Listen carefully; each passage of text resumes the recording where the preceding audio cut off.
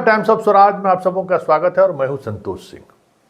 और आज हम टाइम्स ऑफ स्वराज में बात कर रहे हैं अपराध की राजधानी मुजफ्फरपुर के बारे में।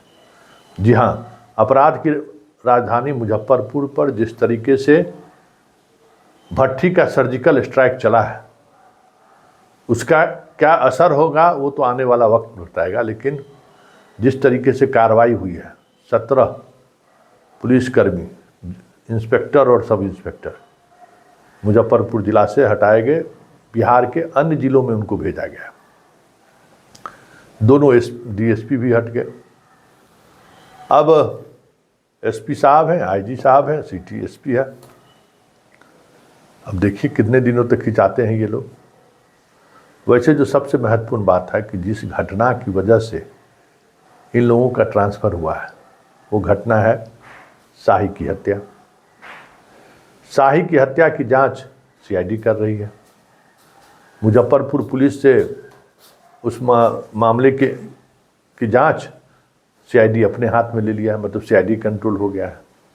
वैसे बिहार के सीआईडी का अगर ट्रैक रिकॉर्ड को अगर देखें तो बहुत कम ऐसे मामले हैं जिस मामले में वो कोई लॉजिकल एंड तक पहुंचा हो। बहुत कम मौका है, कम ऐसे केस है। सीआईडी के यहाँ जाने का मतलब है कि केस रफा दफा। इमेज यही रहा है कि जो केस सीआईडी में गया वो केस परा का परा रह जाता है और मैक्सिमम पॉलिटिकल केस ही सीआईडी के पास जाता है, जैसे सीबीआई का है। ठीक सीआईडी का हाल है। लेकिन चलिए, भट्टी ने एक उम्मीद जगाई है कि भाई हम कार्रवाई करेंगे। इस बीच जो गिरफ्तार हुए हैं 6 नामजद हैं। 6 नामजद में जिन सबों की गिरफ्तारी हुई है उनसे पुलिस रिमांड पर उनको ली है और पूछताछ कर रही है। पिछले 24 घंटे से पूछताछ की प्रक्रिया चल रही है। अभी तक पुलिस के हाथ या सीआईडी के हाथ कुछ भी नहीं लगा है। 0/0। पूरी रात को पुलिस को हाजीपुर बहनार रोड में घुमाते रहा कि हम शूट करके इसी रास्ते से हमारा शूटर भागा, गाड़ी छोड़ा, कई तरह के तर्क वो दिए, लेकिन एविडेंस एक भी नहीं मिला। पूरा हाजीपुर पुलिस उस लवारिस गाड़ी को खोजने में जुट गया, लेकिन कहीं लवारिस गाड़ी मिला नहीं। जो घटना के दिन कहता है कि हम छोड़ कर गए थे, वो भी चीज़ें सामने नहीं आई। क्या एंगल है ये भी सामने नहीं है। हाँ, एक एंगल सामने में आई है कि जो गोविंदा है या मंटू शर्मा है, उसका मुजफ्फरपुर जिले के कई पुलिस अधिकारियों से रिश्ता था और उन रिश्तों का इस्तेमाल वो मुजफ्फरपुर में ज़मीन कब्जा को लेकर करता था। इसमें और ऐसे अधिकारियों से लगातार वो संपर्क में भी रहता था। और कहा जा रहा है कि भारत जलपान की मकान को जो रात में बुलडोजर से ढहाया गया जेसीबी से, उसमें नगर थाना पुलिस की भूमिका रही। नगर थाना पुलिस ने पैसे लेकर तोड़ने दिया, जबकि मामला डिस्प्यूटेड है। उस पर कई तरह के मामले अभी भी चल रहे हैं, लेकिन उसको तोड़ने दिया गया। ये आरोप था पहले भी। उस आरोप को लेकर जब सीआईडी पूछताछ की तो हाँ, ये पता चला कि कई पुलिस अधिकारियों से इन लोगों की अच्छी मित्रता थी और ज़मीन कब्जा में अधिकारियों का इस्तेमाल हुआ था। बात राजनीतिक गठजोड़ की है तो उसको अभी तक लेकर खुलकर कुछ भी बोलने को तैयार नहीं है। वैसे पुलिस भी इस मामले में अंतिम चैप्टर उसका है कि भाई इनको संरक्षण देने में या इस हत्या के पीछे में राजनीतिक साजिश क्या है। क्योंकि कल्याणी वाली ज़मीन में शाही ज़मीन लिए, जहाँ जैसे भी हो ज़मीन फिर वापस दिनेश सिंह को मिल ही गया है, वहाँ कोई विवाद है ही नहीं।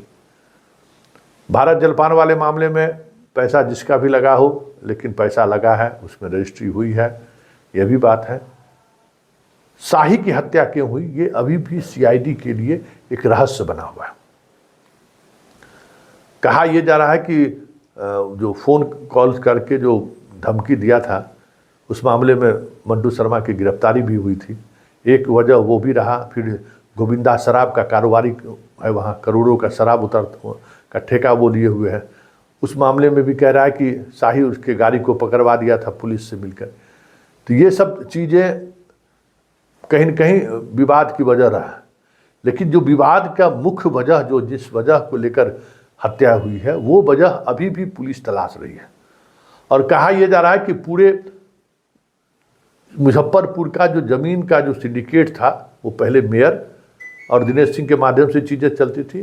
फिर शाही और दिनेश सिंह के माध्यम से वो सारी चीज़ें चल रही हैं। ये आम लोगों को पता है कि मुजफ्फरपुर के ज़मीन के मामले में जो बड़ा डील होगा, कल्याणी वाला डील सबको पता ही, भारत जलपान का डील सबको पता ही है, और एयरपोर्ट के इलाके, पताही के इलाके वाले डील सबको पता ही है, मेडिकल कॉलेज के आसपास का जो ज़मीन का डील है वो सबको पता ही है कि उस डील में क्या हो रहा है। ये कोई मुजफ्फरपुर की घटना नहीं है, पूरे बिहार में अभी यही चल रहा है। डीजीपी गए थे तो कहे कि भाई ज़मीन माफिया से आप लोग मिलिए मत, और ज़मीन माफिया थाना पर बैठता है तो इमेज ठीक नहीं जाता। अरे सारा प्रदेश, पूरे देश का नहीं, देश का बात कर, हम पूरे बिहार में थाना पर 3 ही लोग बैठ रहा है, ज़मीन माफिया, दारू माफिया और बालू माफिया। पूरे बिहार को यूँ कहें आजकल धनबाद बना हुआ है, पुलिस के कमाई के मामले में धनबाद बना हुआ है। कहीं शराब चल रहा है, कहीं बालू चल रहा है, कहीं ज़मीन चल रहा है, पता करोड़ों का डील चल रहा है। जहां हाथ डालिए करोड़, नीचे की बात नहीं है। जो जैसे कोयला खादान से है ना कि भाई पोस्टिंग हो गई एक बार धनबाद तो फिर बल्ले बल्ले है। अभी एक जगह थानेदार बन गए शहरी इलाके में, समझिए थानेदार से लेके सीओ से लेके सब लोग बल्ले बल्ले हैं। मतलब अंधेर गर्दी है। अब इस अंधेर गर्दी को रोकने में भट्टी कितना कामयाब होते हैं देख ही रहे हैं। मुजफ्फरपुर में वहाँ चल रहा था, यहाँ पटना में हत्या हो गई। 30 दिन में, 1 महीने के अंदर 30 हत्याएं हुई है पटना में। मुजफ्फरपुर की भी यही स्थिति है, हर 2 दिन 3 दिन पर हत्या हो रही है। अब देखना यह है कि इस पूरे वारदात को किस तरीके से कंट्रोल करती है पुलिस, क्योंकि जो चीज़ें सामने आ रही हैं और जिस तरीके से सामने आ रही हैं, सीआईडी जांच में बहुत सारी चीज़ें सामने आ जाए, ये ऐसा होता दिख नहीं रहा है। क्योंकि मेयर हत्याकांड में गोविंदा 47 लहराते हुए देखा गया था, वीडियो फुटेज, मतलब सीसीटीवी फुटेज में कैद आया था। कहाँ से आया 47, कैसे 47 कहाँ ठिकाने लगा दिया गया, उस वक्त भी पटना का नाम आया था, लेकिन कोई कार्रवाई नहीं हुई। शूटर कौन था, शूटर को कैसे हायर किया गया, इसको लेकर घटना के कई दिन हो गए, अभी तक पता नहीं चला। शूटर लेके पटना में रेड हुआ, एक मुखिया के यहाँ कुछ नहीं मिला। घटना के दूसरे ही दिन रेड हुआ था जानीपुर में, मोतिहारी में भी रेड हुआ, समस्तीपुर में भी रेड हुआ, खगड़िया में भी रेड हुआ, हाथ खाली। क्योंकि देखिए जो हत्याएं हुई हैं और जो हत्या स्थल के आसपास के सीसीटीवी फुटेज जिन अपराधियों का मिला है, उसमें गोविंदा वहाँ मौजूद नहीं है, मंटू शर्मा भी मौजूद नहीं है, ये सब पीछे से है, ओंकार भी मौजूद वहाँ नहीं है। ये सारी चीज़ें चल रही हैं।